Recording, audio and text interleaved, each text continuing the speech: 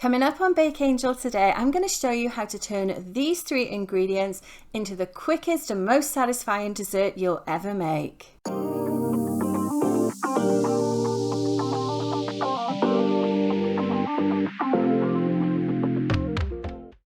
Welcome back, bakers. It's Angela from Bake Angel, and I wanted to show you a really popular dessert in our house, as it is strawberry season here in Ontario, and I wanted to make something really quick and easy that didn't involve turning my oven on. Now, as you can see here, I have 3 ingredients. I have some mini chocolate donuts, I have some maple flavored marshmallows, and I'm currently soaking some freshly picked strawberries in a bowl with some water and some vinegar. Now, the reason I do that is it actually helps to remove just some of the impurities that the strawberries get in the field. It cleans them off and it actually prolongs the life of them a bit as well, so they're less likely to go moldy so quickly. And you know, if you've picked fresh strawberries, they don't tend to last very long, just a day or two, so doing this will actually prolong the freshness of them. Once you've had them soaking for about 10 minutes, you just want to take them out and pat them dry with some paper towels or kitchen paper, just to make sure you've got all that excess moisture off of them. So I'm just going to go ahead and do that for all 12 of them. I'm also going to start cutting the tops off them as well, because we're going to turn these into strawberry marshmallow donut kebabs.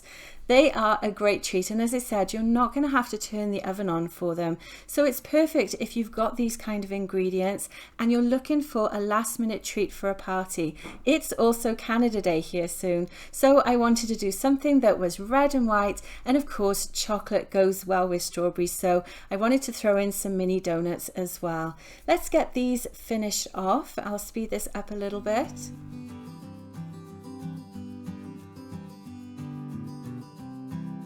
And then we're just going to have a quick look. You can see some of the bits that have actually come off of those strawberries. Now, those are the things that will actually make them just start to go a little bit moldy. And of course, it's always better to wash your fruit because you don't know what may have been on them anyway. So I'm just going to go ahead now, cut the tops off the remaining ones. We're actually going to make 6 kebabs. So what I decided to do was have 12 mini donuts, 6 of the large marshmallows, and then 2 strawberries for each of the kebabs as well.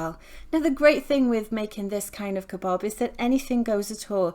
You could use different types of cake on them, you could use brownies, you could do different flavors of marshmallows, you could dip your strawberries in chocolate as well if you wanted to, or even have different kinds of fruit on it. The possibilities for fruit kebabs is really endless, and you can let your imagination go wild with them.